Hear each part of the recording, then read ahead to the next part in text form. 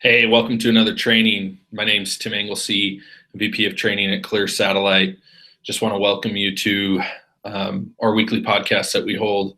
Hopefully, you can take home something from this. I know in my years of experience, I wish this is something that I had to be able to review and to be able to always go to help me in my sales. So today we're going to talk about, and I've talked about this in the past, but I believe the hardest part of door-to-door sales is the initial door approach. I think everything else comes second.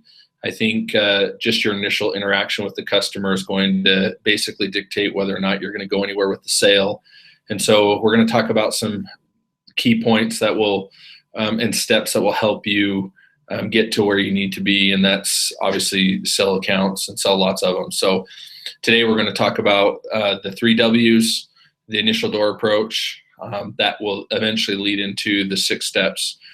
6 steps of selling is something that I've put together over the course of several years of doing this. And so we're going to start this off.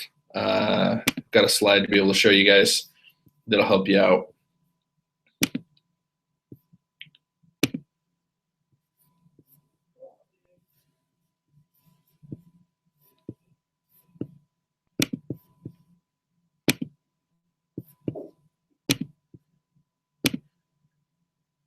Okay, obviously that talks a little bit about Clear Satellite and what we're all about. Obviously, we take a lot of pride in being number one, but it's because of these trainings and the leaders that we have that's gotten us to that point, and we will continue to strive to be number one in the industry.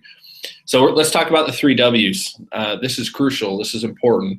Customers want to know 3 things when you knock on their doorstep.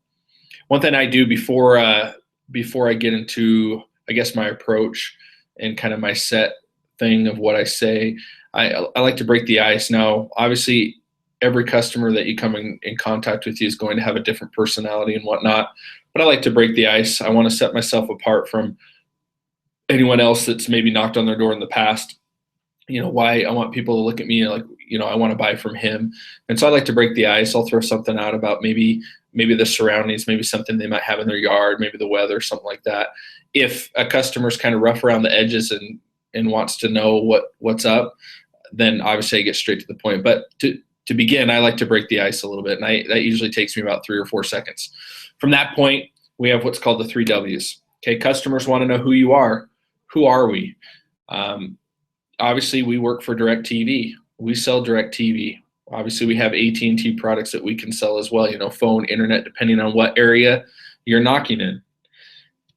One thing I don't say, though, when I go out and I sell is I don't say, hey, I'm Tim with Clear Satellite. And obviously, people are going to know I'm with Clear Satellite. But from the beginning, if I say I'm with Clear Satellite, people are going to, who's Clear Satellite? The other thing I don't say is I'm Tim with DirecTV. And the reason why I don't say that is if somebody were to have Dish Network, a lot of times the thought might be, well, I have Dish, all the commercials basically bag on DirecTV. I want to stay with Dish. And so who am I? Or who are we? I take care of the TV service. So I'll say something like, real quick, I'm Tim. I'm the guy that takes care of the TV in the area. Okay. If somebody has cable or somebody has Dish Network or they don't have anything, usually they have a positive,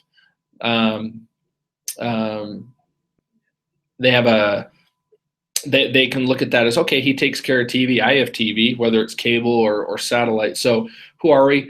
Real quick, I'm Tim. I'm the guy that takes care of the satellite out here. I'm Tim. I take care of the TV out here. So the what? Customers from that point, once you've established who you are, which is the person that takes care of the TV out there, they want to know what you're doing, okay? If you can establish your point of why you're at their house or knocking on their doorstep, people are either A, they're going to listen to you politely and then send you on your way, B, slam the door in your face, or C, pat you on your back and send you on your way. So we don't want that to happen. So what do? Well, we take care of the TV in the area. And the reason why we're out here is a lot of people that have been on cable or satellite, some of the frustrations that we've seen out here is they're not happy with their current bill, what they're paying. And a lot of people are stuck with older equipment. So what are we doing? We're lowering people's bill. and we're updating their equipment.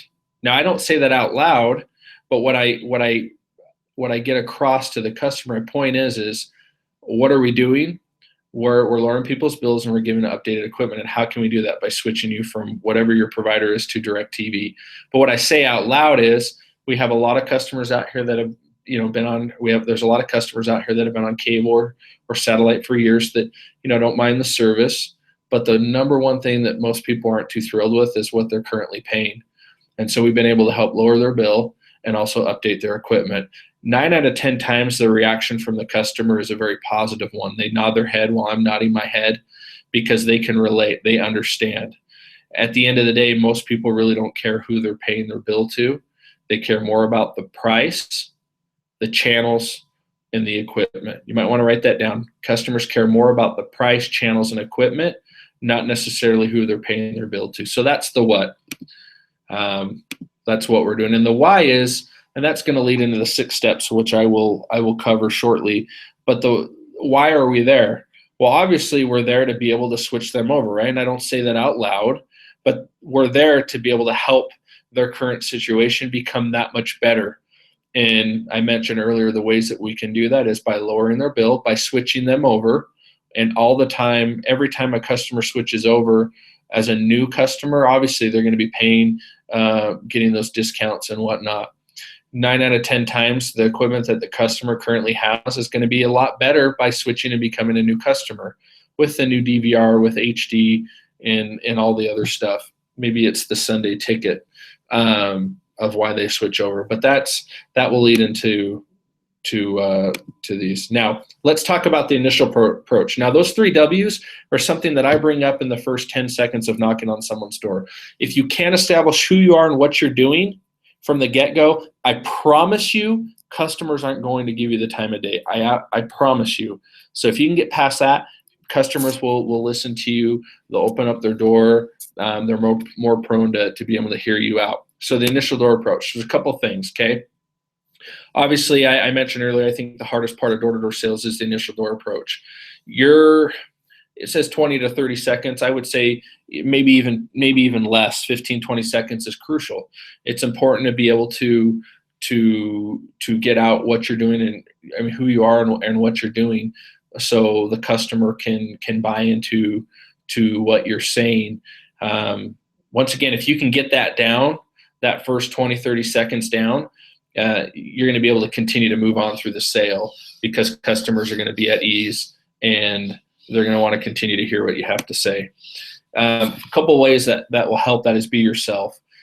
Don't try to be like your neighbor. If your personality is completely different than the person next to you, that's okay. Obviously, there's a fine line of being professional and also being personable with the customer. There's that fine line, and never ever cross that line, but it's important to be able to kind of blend the two together. But you have to be yourself.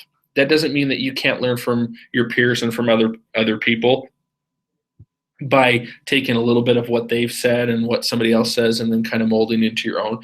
That's okay. But essentially you need to be yourself when you're out on the doors. If you're trying to be someone different, people are going to see that, and it's going to make the whole sale look weird, and the situation's going to be it's just going to be really awkward. And so it's really important that you kind of mold your own approach, but also obviously be yourself.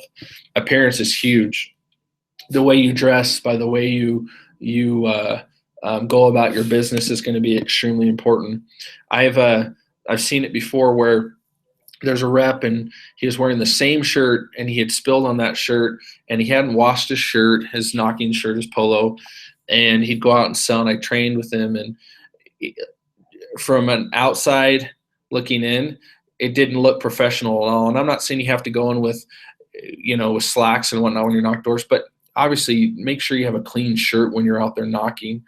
It's okay if you have facial hair, but just make sure and keep it well groomed. Okay. Once again, if that's going to give you the edge to sell 5% more accounts by the way you look, that's awesome. Give yourself that opportunity to be able to sell many more accounts. So once again, people have the right to say yes or no, when you knock on their doorstep, and anything that's going to help is a good thing. So make sure and have that appearance be as one that will be presentable. So relax. So many times, especially when I would go out and sell, when I first started selling, I'd be kind of like all over the place and be nervous, and I'd sound like a robot on the door. Just relax. We're selling TV. This is something that the majority of Americans watch and pay for. So just relax, be yourself, be calm. As weird as this sounds, one thing I still do to this day is in between doors, I'll take a deep breath, and then I'll reset, and then get ready, and I'll knock on that door. And that helps me relax and get back into the zone. So do what it takes to be able to relax, calm those nerves, and basically not show any signs of desperation or craziness on the door. Because trust me, customers don't want to buy from crazies. So just be relaxed. A lot of times we put so much pressure on ourselves because we need to sell that account. We need to make money now. I promise you, the ones that are the most relaxed are usually the ones that are making the most money. So don't be in a rush when you knock on someone's door, and just become easy on the door. So the other one is be present. So obviously, no matter where you're knocking, when you get out of your car or when you're dropped off in your area, you're in the game. Believe it or not, whether you're knocking on a door or walking in between doors or whatnot, you always set that precedence. You be that guy that people can look from their windows, from their doors, from their garden, from their yard, from driving by as, man, that guy means business. He's up to something, but in a good way. I promise you, if you can do that, they're gonna not only not care that you're in the area, but they're also going to look at, okay, this guy, he takes his job seriously. So be confident, always be smiling. When you knock in between doors, when you're walking in between doors, don't have your head down. Don't walk like a tortoise. Hurry in between doors. Be excited about what you're doing. People will be able to see that, and it will help you not only work your area better, but people are going to be more prone to listening to you because they'll know that you take your job serious. Always be prepared. This is extremely important. I always set goals. I set weekly goals, monthly goals, daily goals, and I do it before I knock the doors just to prepare me for the day. It really helps especially seeing on both sides of the spectrum. Like I've seen where reps are prepared for the day, and it's interesting how their day goes compared to those that are just kind of wing it. And so just be prepared on each and every door that you knock. Be prepared before you get out on the doors. Just be mentally prepared. If that means you need to hit the gym before correlation in the morning, if that means you need to study up on something before, that's awesome. So do that before, but when you're actually on the doors, also be prepared for each and every door that you knock on. Know what you're going to say, or at least have something set and kind of go off of that. One thing I do, and we'll talk about this in later trainings and whatnot, but when I'm in an area for a while, I know that when I knock on someone's door, I'm about ready to drop about 4 or 5 names, of prominent names of people that I've sold in that area. I'm prepared, and I know I'm going to say that. And the reason why I say that is that customer, they might not want to switch. They might not want anything to do with me, but because I bring up those 4 or 5 names, all of a sudden they're like, oh, so-and-so bought, so I need to listen to what this guy has to say. So just always be prepared. Like I said, the most prepared people out there are usually the ones that are the most successful. Competition. So that's the initial door approach. Now, we talked about the 3 W's, the who, the what. Now, the why is, why are customers going to switch? Well, the next 6 steps are going to, especially the first 5, are going to help set up the whole process of selling customers. Kind of leads from the initial door approach to, okay, let's get serious. What I'm going to do is find out information, find out what your hot button is, what's most important to you, so I can focus on that. And then when we come to the close, it's going to be easy. I'm gonna switch you over. And so, and obviously we'll talk more in depth about those and other trainings and whatnot. But this is the 6 steps. These are guidelines that are going to help you. Trust me, I've been through this thousands of times. All reps have experienced the moment where they're knocking on someone's door, they're talking to a customer, and all of a sudden they stop in their tracks and they don't know what to say next. These 6 steps are going to help you so you don't have those awkward moments. It's something you can always go back to, and you can always continue the conversation so it's going the way that you want it to go. So here's the 6 steps. So once you get past the 3 W's, the initial door approach, you can start with the 6 steps. So I've already established who I am, what I'm doing. Now here's the why. Now, are you guys, and then I'll go through these 6 steps. So you want to know who your competition is, okay? Obviously, we do DirecTV. Our competition is Dish Network, cable, people that aren't paying for TV. I can also throw in Hulu, Netflix, Amazon Prime, maybe some of those other things out there as well, like Roku or whatever. So that's our competition. If they don't have DirecTV, that's our competition. Now, people that aren't paying for TV, I'll get quick and to the point. The reason why I'll get quick and to the point is obviously they're not paying for TV. There's no expenses coming out, and so I want to make sure that I want to find out if I'm going to be wasting my time or not. That's the only time I will usually throw out a price. I'll throw out some basic price. Say, oh, so you guys don't have TV right now? You're not paying for TV? You probably noticed a lot of your neighbors out here that have the satellite. The reason why they have the satellite, and then I'll throw out a price. It's about $30 a month or about $40 a month or whatever the basic price is. And from that point, I will then read their facial expression. If they're like, really? Then I'll continue to persist, like, nah, I don't want it in my house, or we're just not in the budget. Then I will politely leave and go to the next house.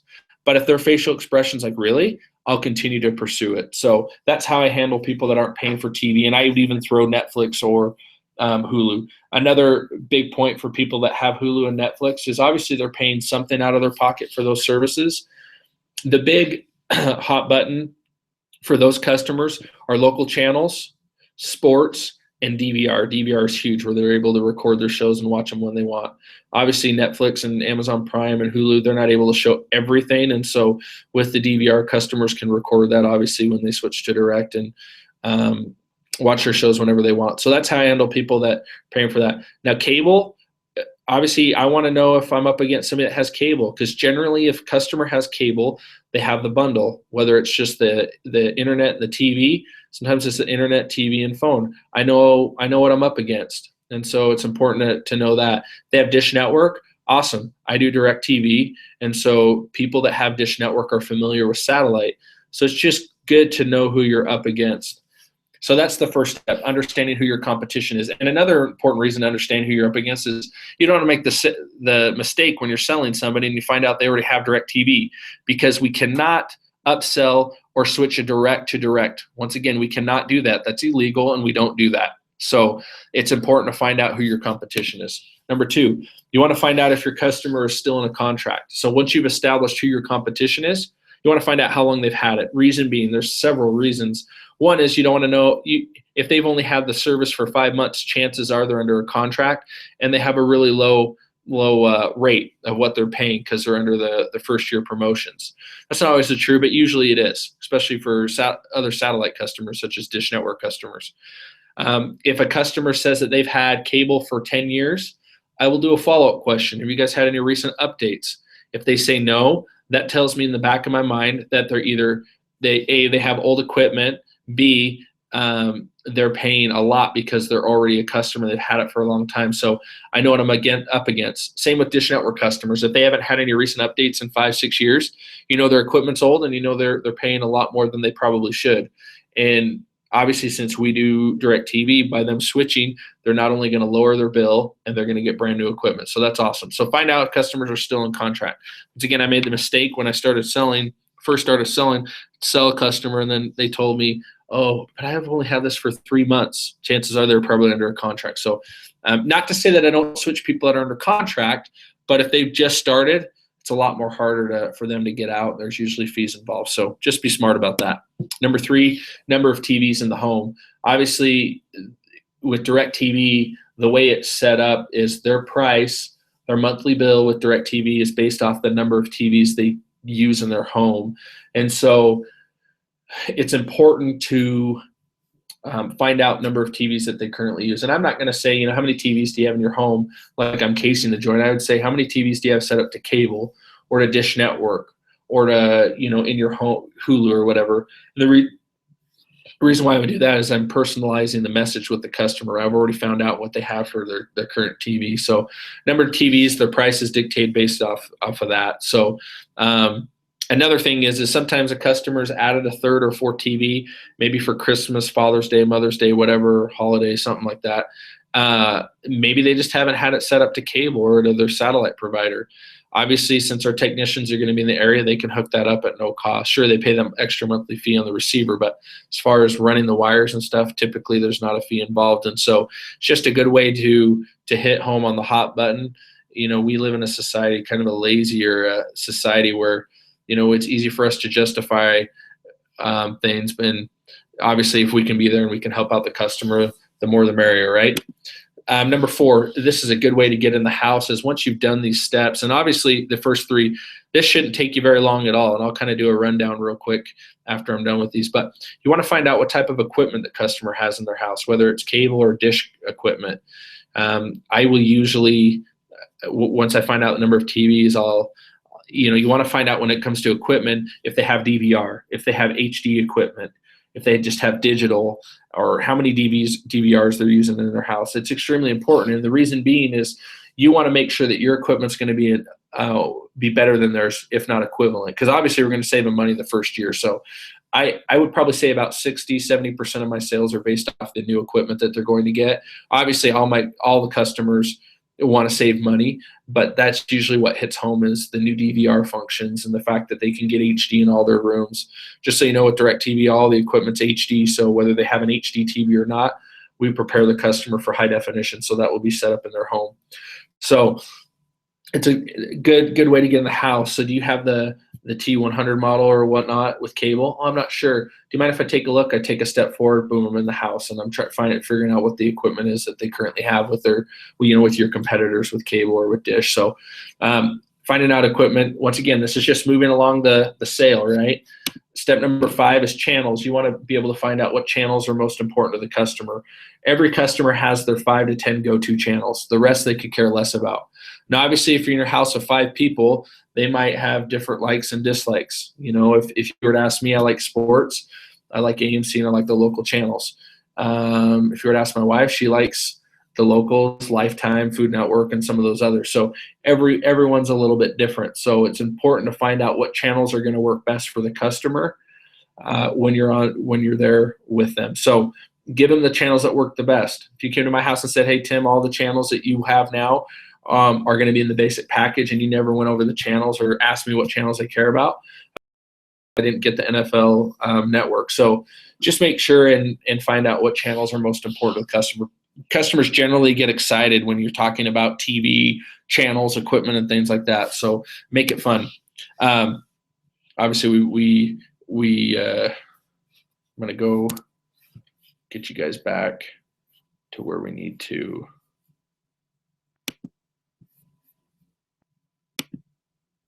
Okay, there we go. So let's cover the 6 steps real quick. So if I were at a customer's house, I've established who I am real quick. I'm Tim. I'm the guy that takes care of the TV out here. I don't know if you guys are still on satellite or cable, but we've noticed a lot of people out here, whether it's cable or satellite, they don't mind the service. But the one thing most people, they're not too thrilled about is what they're currently paying. So we've been able to help lower a lot of people's bills, as well as do a lot of updates out here on the equipment. Boom, I already established who I am and what I'm doing. Okay, from that point, now you guys currently, and this is when I go into the 6 steps, are you guys currently with cable or do you have the satellite? Customer will respond, I have Dish, or I have cable, or I have Netflix. Perfect. How long have you guys had it for? They'll respond back, well, we've had it for 5 years. Have you guys had any recent updates? No, we haven't. So what am I thinking? They're out of contract, they have old equipment, and they're probably paying a lot more than new customers are. From that point, okay, cool. So you guys have the cable. You've had it for about 5 years.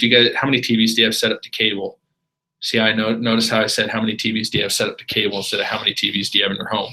How many TVs do you have set up to cable? We have 3. Perfect. And do you guys use all 3? Do you have like a 4th TV? Actually, we got a 4th TV, and we just haven't set it up Okay, cool, perfect.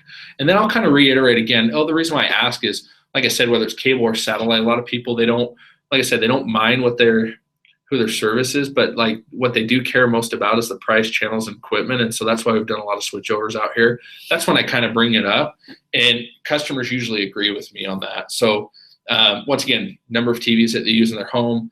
Step number 4 is, now, do you guys have the DVR? It's like the T1000 model. Like, can you record up to like 5 shows at one time? Or you can only record 2. Do you mind if I take a look? I'll take a step forward.